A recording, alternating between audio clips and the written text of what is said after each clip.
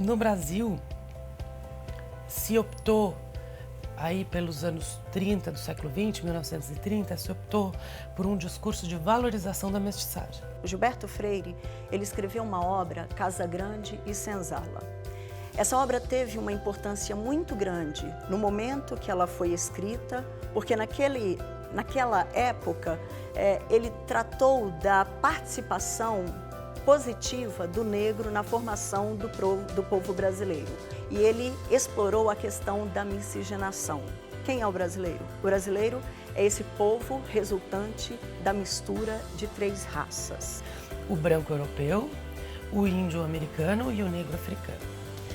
A ideia, então, é que aqui no Brasil teria acontecido, por conta da colonização portuguesa, um favorecimento à mistura, e essa mistura seria a nossa grande contribuição ao mundo, porque ela permitiu o desenvolvimento de uma sociedade livre de preconceitos e discriminações. E o lado mais perigoso do conteúdo dessa obra é porque ele constrói a ideia de que o brasileiro é esse povo acolhedor, é esse povo que se relaciona harmonicamente com todas as raças, e a partir daí foi criado o mito da democracia racial.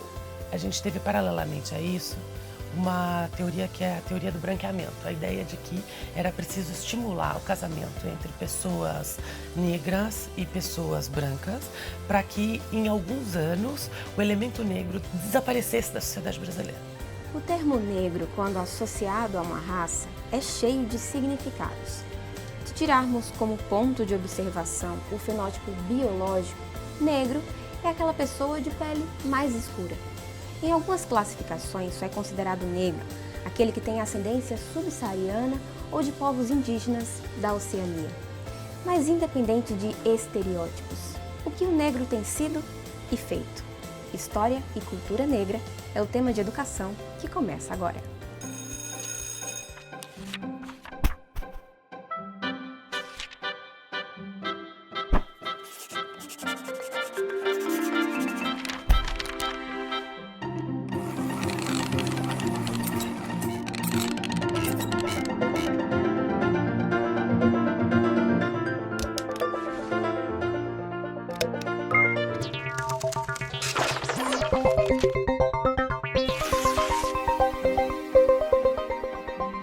Quando os europeus começaram as grandes navegações e eles começaram a fazer o que a gente pode chamar de período das grandes descobertas, né? Eles entraram em contato com diferentes povos e esse contato diferenciado começou a influenciar um debate sobre o que justificaria, o que poderia explicar a existência de diferenças de fenótipo, que é a aparência física, né? Então, a cor da pele, o tipo de cabelo, o formato dos olhos, do nariz, da boca, os traços físicos, e se isso tinha alguma correlação com capacidades cognitivas, mentais, capacidades cerebrais mesmo. Esses mais de 300 anos de escravidão negra, eles deixaram uma marca na nossa história e trouxeram prejuízos muito sérios. A ideia de povo negro é equivocada. O que existem são pessoas de pele negra que fazem parte de muitos grupos étnicos diferentes que vivem em diferentes regiões do continente africano. O negro, nessa pirâmide social, né, ou étnico-racial, o negro ele esteve, infelizmente, ele foi colocado, né, por parte desses que constroem a história, tanto negros como indígenas, ali na base da pirâmide e apenas apresentando os aspectos negativos e de forma muito preconceituosa. Juízo preconcebido. Manifestação em atitude discriminatória perante uma pessoa, uma crença, um sentimento. Preconceito. Um gesto que precede o conhecimento. É desrespeitoso, sendo em ato ou até mesmo em pensamento. Tenho certeza que nós vivemos numa sociedade que o preconceito é um tanto velado, mas existe e eu sou prova disso, porque tenho atravessado e já atravessei muitas situações assim. No Brasil, a gente tem uma coisa que se chama preconceito racial de marca. Essa é uma ideia, um conceito que foi desenvolvido por um sociólogo chamado Horácio Nogueira. e ele explica o seguinte: o preconceito racial de marca, ele se fundamenta na quantidade de traços fenotípicos de ascendência africana a pessoa carrega. Então, por exemplo, quanto maior a marca da origem africana, maior o preconceito que a pessoa sofrerá. Eu tinha os 16 anos que eu fiz um curso para recepcionista e a formatura aconteceu, daí estava com diploma e daí nós saímos para procurar emprego. Eu e mais as colegas que havíamos formado, né? E assim, todo mundo era admitido e eu não. Daí eu dizia assim: será que é porque eu sou negra? Não, é porque você é gorda, sabe aquela coisa toda que acontecia? Então, assim, foram coisas que aconteceram na minha adolescência. Na sociedade brasileira, jamais existiu a possibilidade de brancos e negros serem tratados de maneira igualitária. Por quê? Porque socialmente as pessoas sempre lidaram com as diferenças fenotípicas como sendo diferenças essenciais entre as pessoas. Então, nunca houve a necessidade de criar uma legislação sobre a diferença, sobre a desigualdade entre brancos e negros, porque não existia a possibilidade de brancos e negros serem tratados da mesma forma. Eu tenho certeza que com meus pais muitas vezes aconteceram, mas o meu pai sempre ele preferia não deixar para lá, né? A minha mãe já era o contrário, minha mãe sempre foi de questionar e por que não é assim, e eu acho que eu puxei minha mãe também. Eu já passei por muitas situações que hoje para mim não são assim, é fácil de falar, mas no começo eu sofri muito, porque eu queria saber por quê. Eu era legal, era inteligente, era isso, mas eu era negra, né? E isso me incomodava. Nós temos vários ditados brasileiros que ajudam a entender isso. Por exemplo, cada macaco no seu galho, cada coisa em seu lugar. Cada lugar tem uma coisa e cada coisa em seu lugar. A gente pode pensar em vários, inclusive expressões racistas, pejorativas, como lugar de preta na cozinha e coisas desse tipo, que são reveladoras de como, socialmente, todo mundo sabe quem pode estar em certos lugares e quem não pode. Quem pode entrar em certos lugares e quem não pode. Um antropólogo, que é o Munanga Kabengele, ele fala: o racismo no Brasil é um crime perfeito.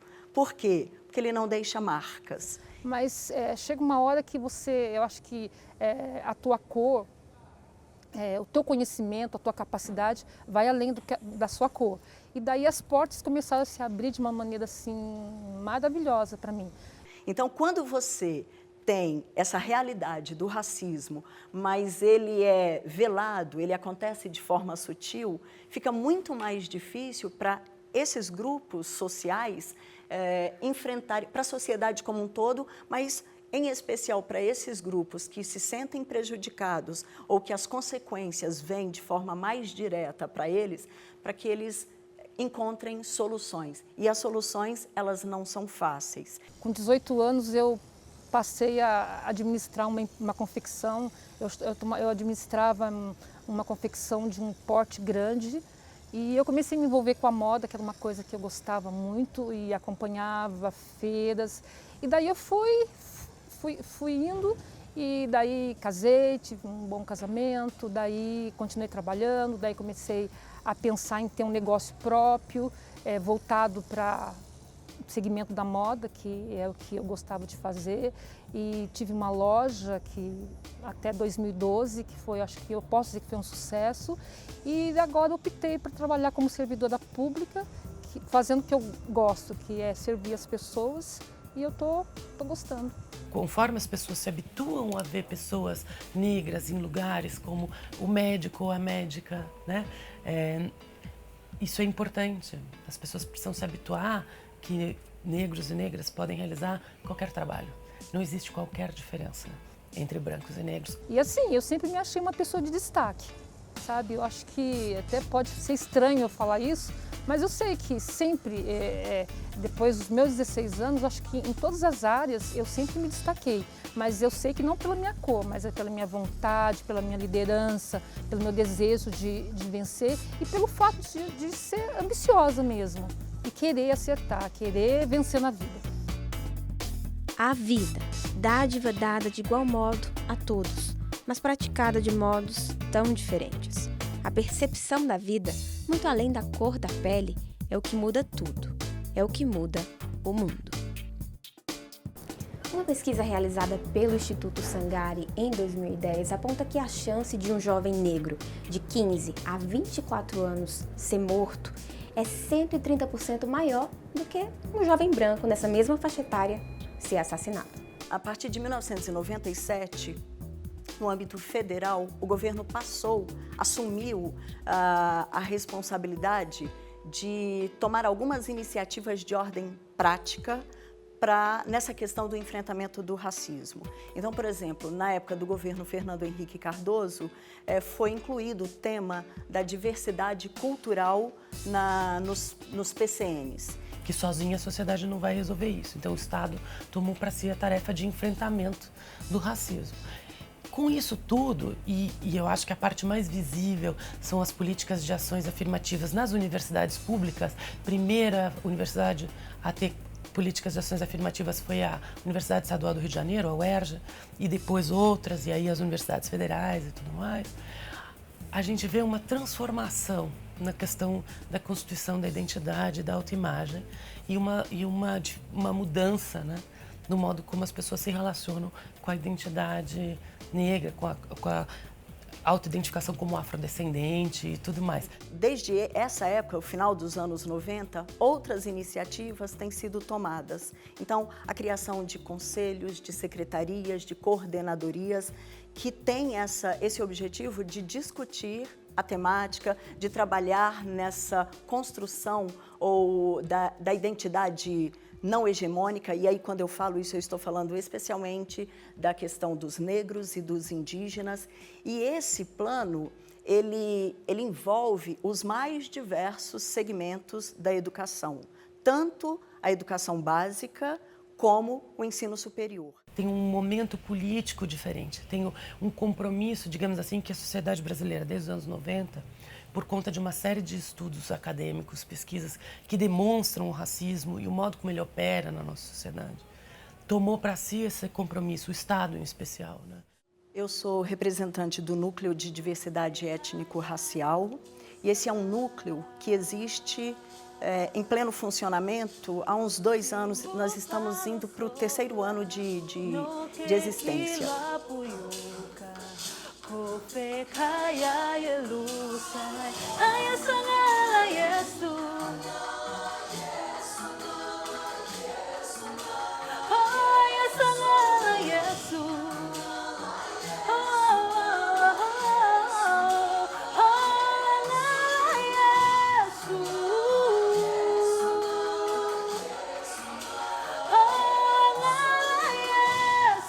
Em alguns momentos me senti assim, meio que perdido no tempo e no espaço. Mas quando eu conheci o Núcleo de Diversidade Étnico-Racial, me senti como se fosse uma embaixada de Angola, né? Que eu podia ir para lá, conversar, ser aberto. E eles criam sempre alguns programas que faz com que os angolanos, e não só, porque existem outros que não são angolanos, se sintam incluídos nesse meio. Nós temos tido uma série de atividades. Anualmente temos o nosso programa em maio, que é sobre o aniversário da África. Discutimos questões étnico-raciais, que você se sente assim, tipo, que acolhido nesse meio. Os nossos alunos angolanos, eles pedem para que seja incorporada na agenda da instituição um programa cultural onde eles têm oportunidade de tratar sobre a cultura e que nós também temos oportunidade de discutir ou desconstruir algumas questões ou alguns preconceitos relacionados às imagens e representações que circulam sobre a África. Então, essa é uma das atividades que marcam as nossas atividades. A gente canta bastante, tem aquela coisa do brasileiro com o angolano de estar cantando, de fazer brincadeira, de estar se divertindo junto. Acho que é uma coisa assim bem forte, ligado do grupo. Então, é transmitir para os outros aquilo que a gente sente no grupo. Então, a nossa maior missão é ver os outros felizes através da gente, fazendo brincadeiras, cantando, levando a mensagem, pregando, independente de cor, raça, religião. Então, é muito legal. Nós temos também, mais ou menos de 2 em 2 meses, reuniões onde, quando nós discutimos textos, nós promovemos exatamente essa discussão em torno dessa diversidade étnico-racial e da questão que é mais importante, que é a existência, a discussão sobre a questão do racismo no nosso país, no Brasil. Você não sente aquela barreira que era antes. Você é novo, você é estrangeiro, você é africano, você é tudo isso. Você sente como se as pessoas estivessem te excluindo. E não que eles estejam te excluindo, você que está a se excluir. Quando você vai se adaptando, você vai sentir que todo meio é um meio. Você consegue ficar em qualquer meio sem aquelas barreiras que você imaginava antes. E hoje eu me sinto à vontade, consigo andar, conversar, falar com quem eu quiser, abraçar, tocar, assim, super legal. Eu me sinto bem tranquilo agora. Em agosto também é uma data, uma data importante para o núcleo. É o momento em que nós realizamos o Fórum Afro-Indígena. Nesse ano de 2015, nós vamos realizar o 5º Fórum Afro-Indígena, e que é uma oportunidade, além de tudo isso que eu apontei para você, nós trazemos especialistas, pesquisadores que se debruçam sobre essa questão afro ou negra e questão indígena. E nós temos crescido muito, o evento tem ganhado uma dimensão muito grande aqui dentro do contexto do NASP, e nós estamos bastante satisfeitos com os resultados propostos, né, o que nós propomos e o que nós temos obtido de resposta por parte dos alunos. E o que tem sido discutido, nós entendemos que nós temos atingido o objetivo. Todos os dias que nós realizamos essa programação, nós nos sentimos como se nunca tivéssemos vivido no Brasil, como se fosse o nosso primeiro dia. E quando você termina a programação, você quer realizar tantas outras. Ou seja, você termina um já pensando no próximo. Inclusão se faz com coisas simples, como sorrisos, que nada custam, mas que tudo mudam. É um passo, não muito largo, entre o que somos e o que enxergamos bem ao nosso lado. Contrário ao preconceito, é o respeito. Quando respeitamos, conhecemos. E conhecimento é educação. Nosso colégio, o Colégio Adventista de Salvador, temos também um projeto específico. É o projeto chamado Literafro. Esse projeto, ele tem um objetivo muito bonito, porque, na verdade, nós vivemos num país que foi construído pelos negros vindos da África, uma boa parte. Nós sabemos que é muito mais abrangente do que isso, mas os negros é a maior parte representativa da construção do nosso país. E principalmente aqui onde nós estamos, em Salvador, que é uma cidade constituída propriamente pelo trabalho dos negros, inicialmente. Desde o ventre respirando, os ares da escravidão, como semente lançada em terra de maldição. A vida passo chorando minha triste condição. Os meus braços estão presos, a ninguém posso abraçar, nem meus lábios nem meus olhos podem de amor falar. Cala-te, pobre cativa, teus queixumes crime são. É uma afronta a este canto que exprime tua aflição. A vida não te pertence, não é teu coração. A preocupação surgiu de haver uma necessidade de se fazer algo, pelo menos entre os nossos alunos e especificamente os alunos dos 9º anos. Na verdade, esses alunos dos 11 anos, eles começam a ser preparados desde quando estão no 8º ano.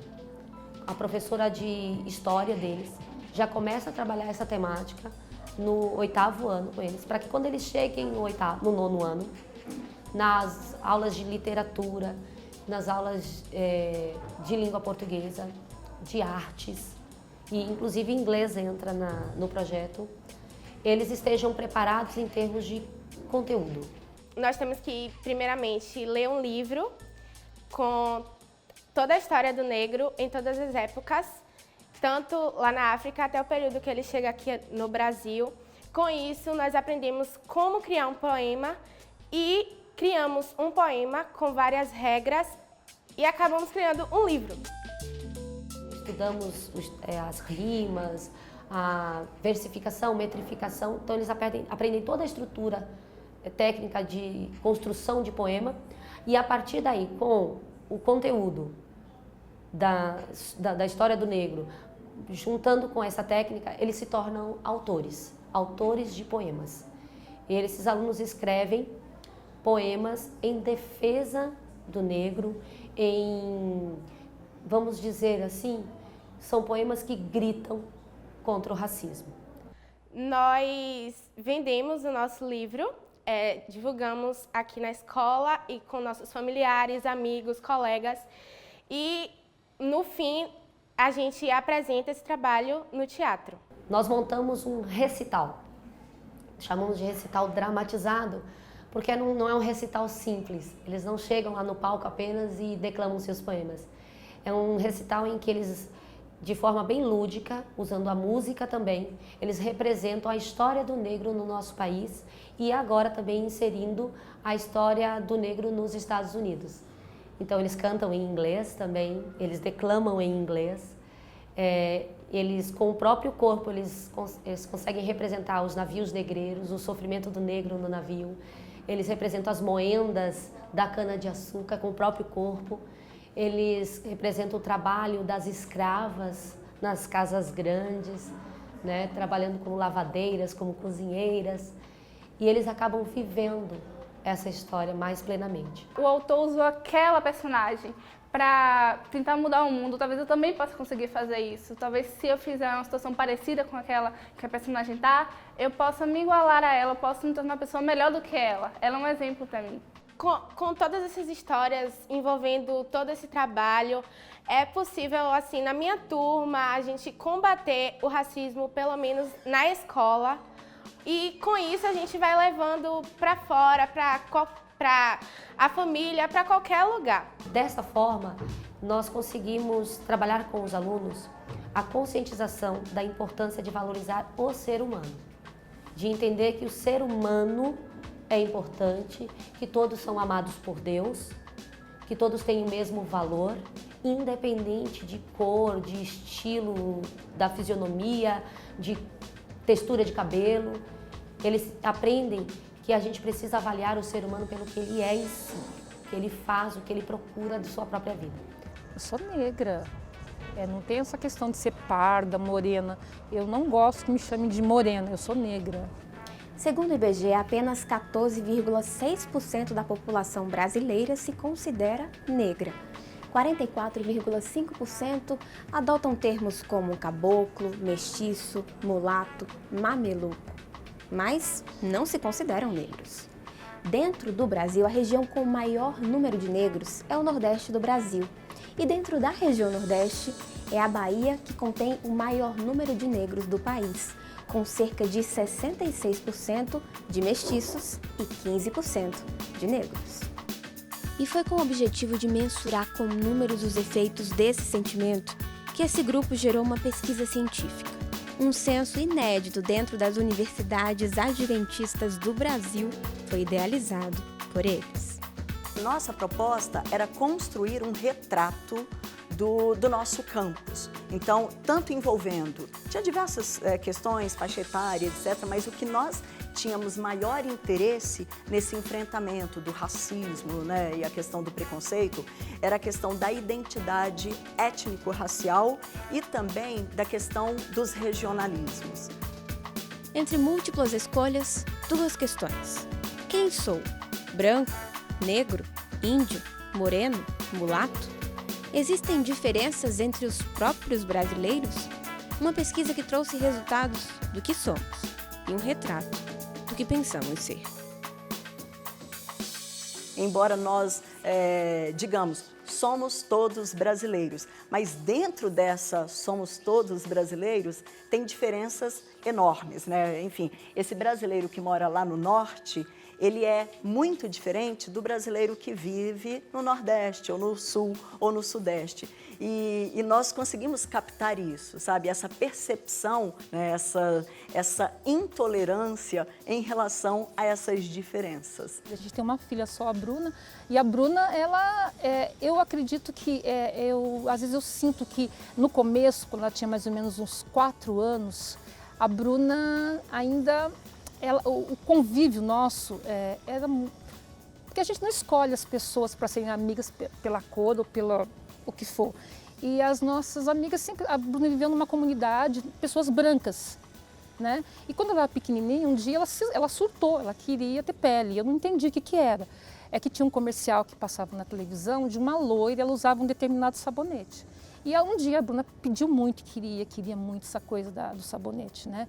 E eu não sabia por quê. Ela entrou na banheira e ficou lá tomando banho, daqui a pouco começou a chorar. E passava e dizia, eu não tenho pele, eu não tenho pele. O branqueamento é uma estratégia para fugir da discriminação, certo?